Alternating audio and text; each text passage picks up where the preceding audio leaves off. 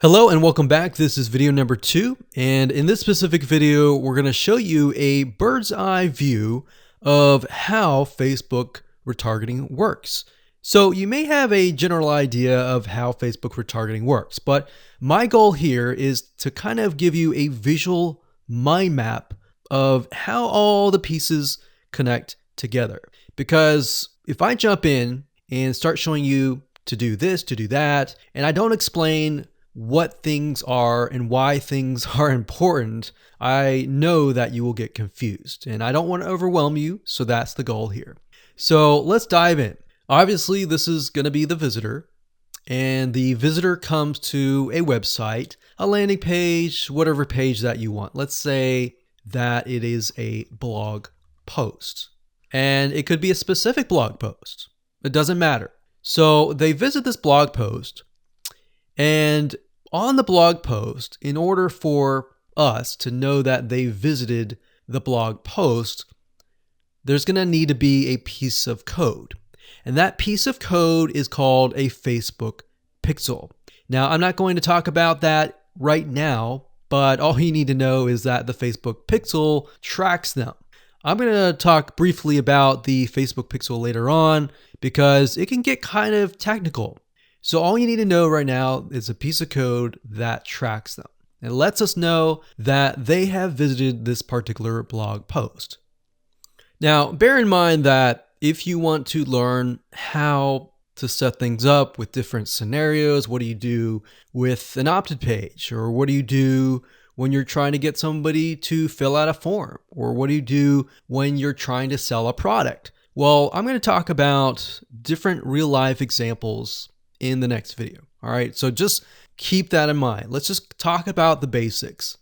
Okay, so from this point, let's say it's a blog post, and maybe in this situation, what we want to do is whenever somebody visits this particular blog post, we want to create an audience specifically for this. All right, so whenever somebody visits here, they are going to have the Facebook pixel there, and then this visitor essentially will be added on this part to a custom audience. All right.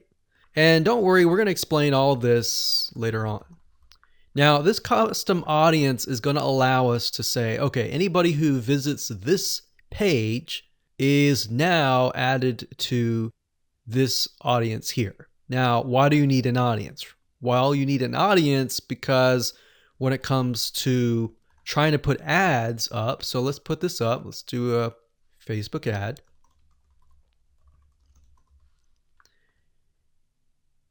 We have to find a way to show this ad to this audience. So obviously from the custom audience here in the Facebook ad here, directionally, we are going to show the Facebook ad to anyone who visited this blog post. So this is a very, very basic Facebook retargeting. So let me repeat this. Let's do a recap. A visitor comes to the blog post, and this piece of code is just happens to be on this blog post, which will allow us to know, okay, this person visited it and they're segmented into this audience, and therefore we then show them Facebook ads on Facebook to this custom audience. So that is a very, very basic scenario. Now, it can get a little bit more tedious if you add more things like email opt-ins or everything else like that. But I just want to start with the basics. We'll talk about more about real life examples in the next video. Now, what you will need to learn is the Facebook pixel, how to use it, how to set up different things like triggers, different ways to work with variables.